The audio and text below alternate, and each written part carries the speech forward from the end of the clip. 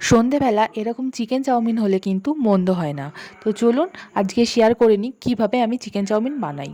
প্রথমে কড়াইটা গরম হয়ে গেলে আপনারা জল দিয়ে দেবেন। জলটা গরম হয়ে গেলে আমি অ্যাড করে দেবো সামান্য সাদা তেল, যাতে চাউমিনগুলো গায়ে গায়ে লেগে না যায়।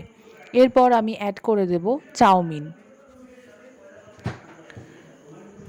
চাউমিনটা বয়েল হয়ে গেছে, আমি ভালো করে জল ঝরিয়ে নিয়েছি। লাগছে বাঁধাকপি কুচি, পেঁয়াজ কুচি, রসুন বাটা, কাঁচা লঙ্কা কুচি আর গাজর কুচি, চিকেন কিমা, ডিম, সস আর লাগছে ভিনিগার। তেলটা গরম করতে দিয়েছি। তেলটা ভালোভাবে গরম হয়ে এলে এরপর আমি বাঁধাকপি কুচিগুলো এর মধ্যে অ্যাড করে দিচ্ছি। কোনোটাই কিন্তু খুব একটা ফ্রাই হবে না, এই জন্য আমি এর পর সমস্ত জিনিস অ্যাড করব। গাজর কুচি দিলাম, এরপর দিলাম পেঁয়াজ কুচি। হালকাভাবে নাড়াচাড়া করে নিচ্ছি। এরপর আমি চিকেন কিমাগুলো অ্যাড করে দেব। যেহেতু কোনোটাই খুব একটা ভাজা হবে না, সেজন্য আপনারা কিন্তু পরপর অ্যাড করতেই পারেন।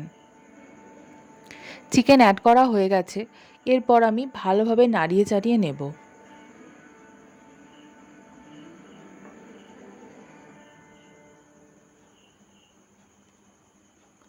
সেদ্ধ হওয়ার পর আবার ফিরে আসলাম। সমস্ত কিছু কিন্তু সেদ্ধ হয়ে গেছে, কিন্তু কোনোটাই খুব একটা কড়া করে ভাজা হয়নি।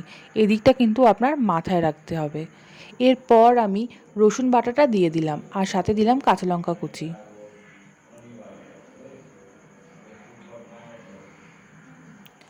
ভালোভাবে আমি নাড়িয়ে চাড়িয়ে নিচ্ছি।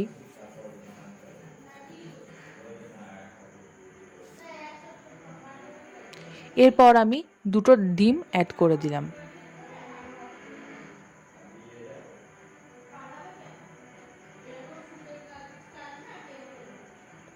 ভালোভাবে ভাজা ভাজা করে নিয়েছি। কোনোটাই কিন্তু কড়া ভাজা হয়নি। এরপর আমি সোয়া সস অ্যাড করলাম, এরপর দিলাম ভিনিগার আর তারপর দিলাম টমেটো সস, লঙ্কার গুঁড়ো, পরিমাণ মতো লবণ,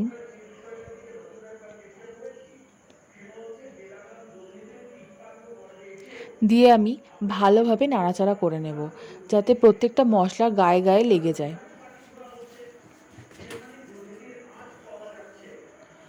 ভালোভাবে এটাকে নাড়াচাড়া করা হয়ে গেলে তারপর এটাকে একটুখানি ধিমি আঁচে রেখে দিতে হবে।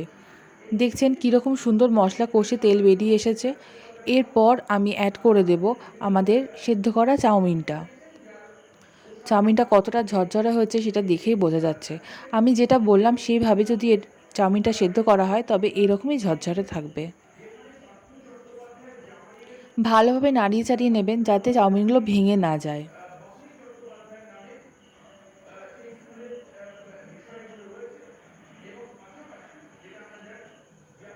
চাউমিনটা কিন্তু আমাদের রেডি।